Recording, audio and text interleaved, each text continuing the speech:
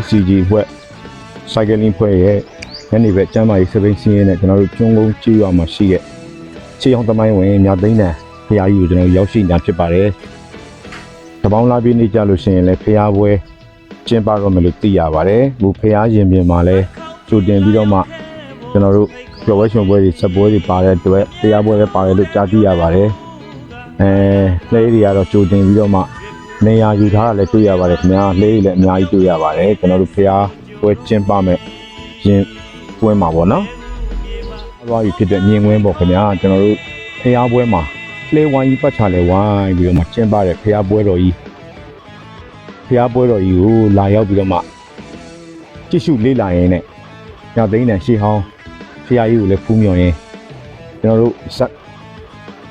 ဇက်သပင်ပွဲကတော့စမ်းမင်းအောင်ဇက်သပင်ပွဲလို့ကျွန်တော်ကြားသိရပါတယ်။နှစ်ညကပြဖြော်ပြမယ်လို့လည်းသိရပါတယ်ခင်ဗျာ။ကျွန်တော်တို့ပွဲစည်းတန်းကြီးနဲ့လှဲတွေပတ်ချလဲဝိုင်းနေတဲ့ချီအောင်အောင်မေးပွဲပေါ့။ကြီးရွာဒလိဖျားပွဲတော်ကြီးလည်းကျွန်တော်တို့မြင်တွေ့ခံစားမှဖြစ်တဲ့အတွက်တပေါင်းလာပြီးနေမှာလာပြီးတော့မှဖျားပွဲကိုကြွလန်းခဲ့ပါလို့ဖိတ်ခေါ်ကြပါတယ်ခင်ဗျာ။မင်္ဂလာပါခင်ဗျာ။ဟုတ်ကဲ့ဒီဖျားသမိုင်းလေးပေါ့နော်အကျဉ်းပေါ့နော်အဲ့ဒါလေးမင်းမမေ့တလောက်ကလေးပြောပြပေးပါ။ဟုတ်ကဲ့ခင်ဗျာဒီလိုအမတ်တရားကြီးပြောရမယ်ဆိုရင်1989ခုပြုံးုံကြီးရွာရဲ့ဒီဘုရားကုန်းတော်ရာဒါစီဒီကုန်းဟောင်းပေါ့ဟုတ်ကဲ့ဟုတ်နေပဲမင်းဆရာတော်ဦးနန္ဒီရဆရာတော်ကြီးရဲ့ဒီဥဆောင်ပြီးတော့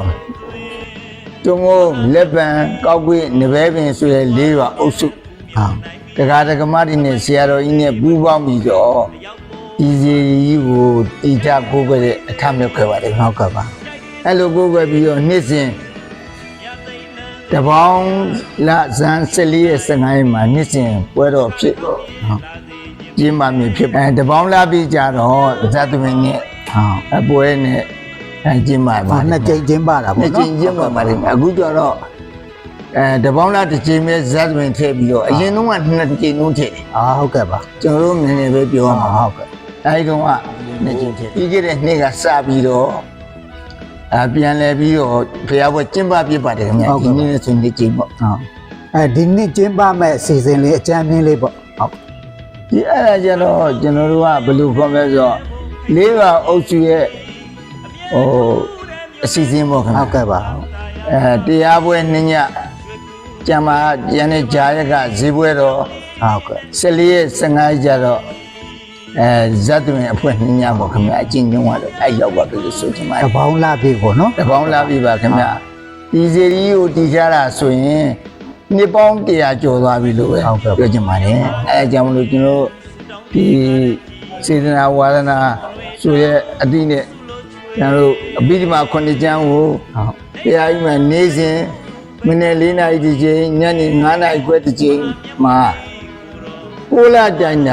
အဘိဓမ္မာ9ကျမ်းကိုပူဇော်လာတဲ့အတွက်လေကျွန်တော်ဘုရားကြီးရဲ့စီမီနောဝကမဟုတ်ကဲ့ပါမြတ်သိနဲ့ဘုရားကျောင်းရဲ့တန်ဃာတော်တွေတရင်လုံးနဲ့မိစီမီနောဝကမတွေလေပြည်စုံတယ်လို့ဆိုရမှာပါခင်ဗျာအဖြစ်တော့အောင်မြင်သွားတယ်ပေါ့ဟုတ်ကဲ့ပါအဲဆိုဦးစိန်ညိုနာယကဥက္ကဋ္ဌပါခင်ဗျာဟုတ်ဘာနာမည်ရောဦးဝင်းမြင့်ပါခင်ဗျာကျွန်တော်ဟုတ်ကဲ့စေနာဝါဒနာဟုတ်ကဲ့ဆိုအပြီးပါဘယ်နှကြောင်လာရောက်ပူဇော်တဲ့သူပါခင်ဗျာဟုတ်ကဲ့ပါဟုတ်ကဲ့ပါဟုတ်ကဲ့ရှင်းပြပေးတာကျေးဇူးတင်ပါတယ်ဟုတ်ကဲ့ကျေးဇူးတင်ပါတယ်ခင်ဗျာဘုရားပွဲလည်းကျွန်တော်တို့လာခဲ့ပါဦးဟုတ်ကဲ့ခင်ဗျာကျွန်တော်မဟုတ်ဘူးပါမှာပဲလာဟုတ်ကဲ့ပါခင်ဗျာတဲလို့ရပါတယ်တင်ပါတယ်